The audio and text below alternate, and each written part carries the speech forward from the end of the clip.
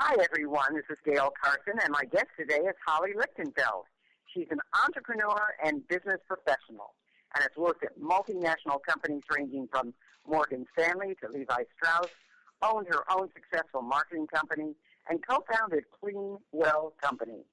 As the founder of Bright Girls LLC, and author of Your Own Business Can Be Great, she teaches girls about business and money so that they can envision themselves as entrepreneurs, business leaders, and CEOs. Since launching Bright Girls, Holly has been featured on major media, and now she's our guest on Women in Business. So, Holly, welcome. And you are doing something that I think is so necessary. So, how are you today? I'm doing great. Thanks. Good. Well, you are doing this for girls. How old are they when they start with your group? So the book that I've written, which is the way I started Bright Girls, was I had this idea for a book or a series of books, is for girls 8 to 12. But once the book came out, I started to get asked to do workshops and other related content. And so now I'm doing everything up through high school. Well, I have to tell you that I think that's so important. I was hoping you were going to say something like that because I'll tell you, I think that that's the thing that's most lacking in our education today is teaching, whether they're girls or boys, anyone, how to deal with financial reality and how to deal with money.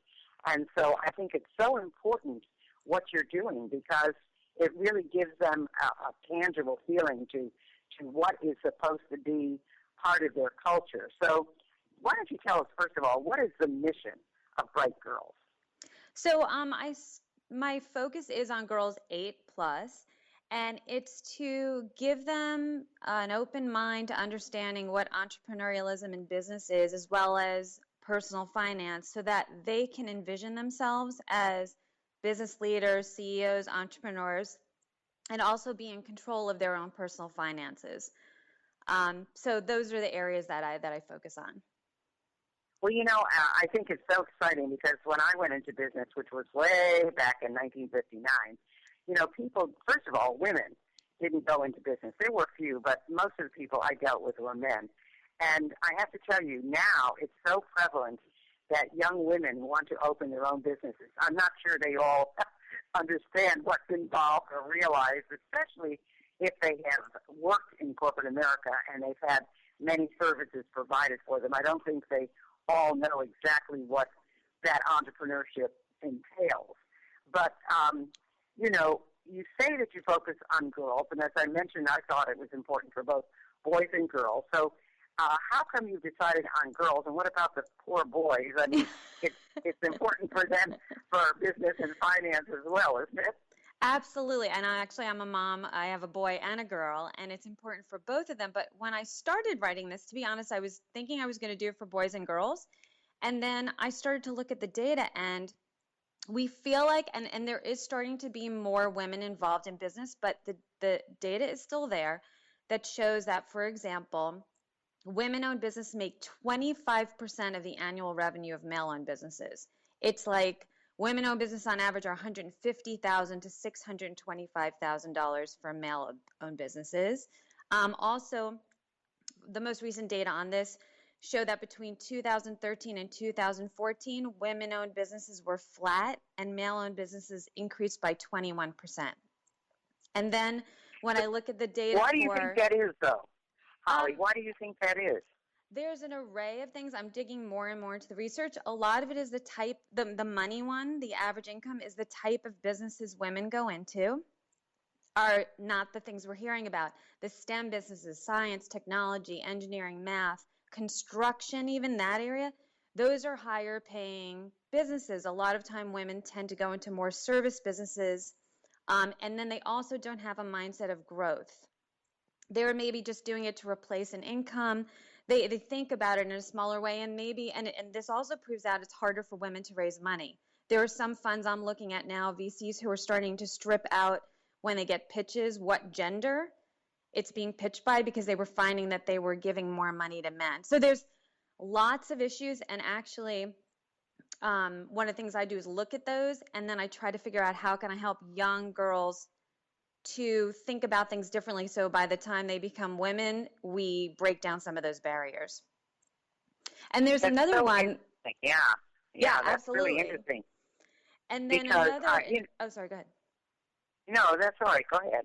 I was going to say the other thing is it also shows that young girls, it starts very young. So even in high school, when they survey girls, they have 14 percentage points lower interest in being entrepreneurs than boys already in high school. And the reason for that? Have you found out the reason? Those are things like there's so many things that go on that it's what adults do. We inadvertently, again, there's lots of data about this too. We inadvertently tell boys more about businesses or point things out to them. We tell them more about finance. Parents do this.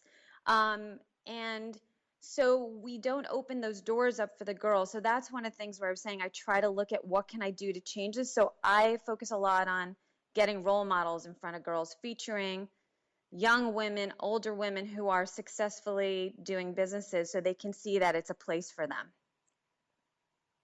I think that's so important because I think probably when women think of going into business, they do. They really go into businesses that touch their heart. I think that's one of the reasons that women like being self-employed and have their own business because they're able to respond to the need that's within themselves, whereas men have always thought of themselves, and I think that's changing a little bit as the breadwinner, and women more or less, well, you know, I need enough money to do this and that and the other, and I want to do something that strikes my heart, and that's a whole different issue than building a big business. So I think what you're doing and all the research you're finding I think it's going to grow into something much larger than you're even anticipating right now. But you wrote this book, and it's very unique because it's a cross between fiction and nonfiction, and it has a lot of illustrations and graphics. So what has the reaction been to it, and why did you write it that way? So, again, to get girls to go, this is for me, and to be interested in it, what I did was I started with a group of girls. My background is in marketing and product development. And so I had a group of girls reading and doing the activities and giving me feedback and also reacting to the characters and how we were drawing those. And so I really integrated that in, and I made quite a few changes to the book. I also have a daughter who's in the target age range, so that was super helpful, and I have access to her friends. So that was great. And then I changed it quite a bit based on their feedback. And now that it's been out, it's been really wonderful because I've been hearing from moms, some who are marketers who say, this is so cool, it's right on, or business women, and then some who have never been involved in business, and they're saying they're reading it with their daughters and they're getting something out of it themselves. And the girls are going out there and actually turning into action. I'm getting feedback that, you know, whether it's a bake sale or a lemonade stand, they're taking the concepts that I'm teaching them and they're actually doing, you know, their businesses with it, which is great. Wow, that's super. Well, now, how, though? You still have to get them interested, you know, in learning about business. Your daughter is how old? She's 11. She's 11. Now, she's got a mom, I assume, who's been in business all of her life. And many, you know, it's interesting because nobody was in business when my kids were little. I mean, my youngest son, you know, just said, well, what, you know, a horrible mom I was because I was always working because the other moms were home. Now, your daughter has experienced a working mom. Now, what about, you said you did a lot of research from her friends. What about those girls' parents? Are they working? No, it's actually a range. Some of the girls that, now that you bring it up, that I had do it, the moms are stay-at-home moms, and some work. So it was a combination. So how did you get them interested in learning about business and excited about it? So the way that to tell you the truth, when I first started writing the book, I had these ideas. I wanted them to learn about profit, and I wanted them to understand brainstorming. And once you have an idea, how do you research it? And then as I tested with them, I found that they needed really fun, hands-on, creative things. So there were activities that get them to do things, even like if you were going to start a business and you were going to have your office space, how would you decorate it?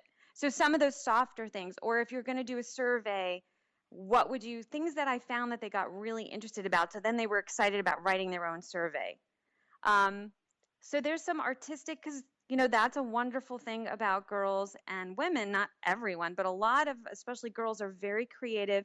They love to do hands-on things. So I really melded those in to this activities in the area so that they would read about the girls and relate to the girls, but then they could have really fun things that they were doing themselves.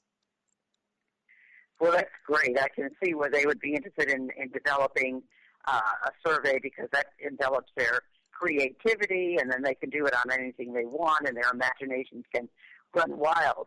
So what are some of the most important ways that we can help girls close that gender gap? I mean, what kinds of things? I know I thought for a while that there were more girls studying math and science than ever before. It seems like in the engineering classes in college, there are more girls now than boys.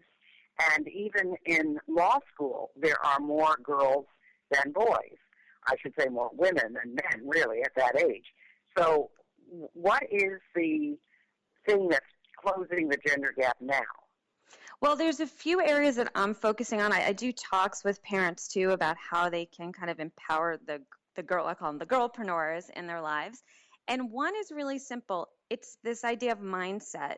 So this really struck me. I was doing a workshop with some 9-year-old girls, and I started my workshop by asking them, have you ever heard of an entrepreneur? Do you know what it is? And it's great, because sometimes 9-year-olds know the word, which I think is amazing. And this one little girl raised her hand, and she said, it's a man who starts a business. And she kind of paused, and she said, yeah, it's a man. And so... Oh, that's interesting. Wow. Yes. And so there, like all the data I talked about earlier is data, but then you go in and you talk to girls and you see that that's the way they still see the world.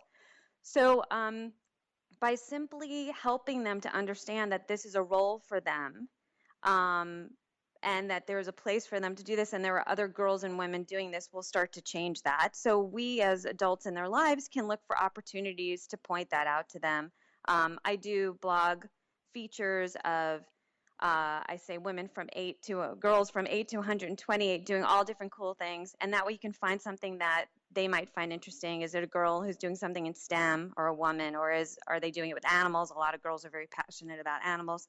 And they start to see how they can take a job and turn it into something, that's entrepreneurial, or just work at a business that would excite them. So then they're taking what they're learning as a student and understanding how it will apply in the real world. Now, do you find that there's a difference if they come from a single-parent home? That's very interesting. You know what? I'll have to put that down. I have not come across anything related to that, but I've got to think that that molds a child's perspective on a lot of different things and might very much affect this. Yeah, because I would think that in a single-parent home, unless there's been a very, very wonderful divorce and a very wonderful settlement, that many of the single moms have to work. So I would find that very interesting. So keep in touch with me about that. I would find that very interesting. But I also wanted to ask you, you come across, I would assume, many women or girl-owned businesses. Are there any that have really impressed you, or you thought, wow, that's different and exciting? Well, I loved, as I think about, there's been so many businesses that have impressed me, but as I think about the ones that kind of float to the top, it connects to what you said earlier, that women tend to look at businesses that are near to their heart, that are near to their heart, they're passionate about, that in some cases, affect and change the world. So there's this one very young girl. She was a cancer survivor. She is 10 or 11. She came up with this idea for a cancer backpack. So because she would even go to a camp that served children who were undergoing cancer treatment, and she would be stuck in the infirmary for 5 hours, let's say, while she was getting her treatment. So she came up with this idea, showed it to her parents, and they have gone through to get it patented, and they're now working with the people from Pillow Pets and a medical design company. So this is an experience where it's a young child partnering with her parents. Clearly a 10-year-old can't do a business like this on her own. But to me, this power of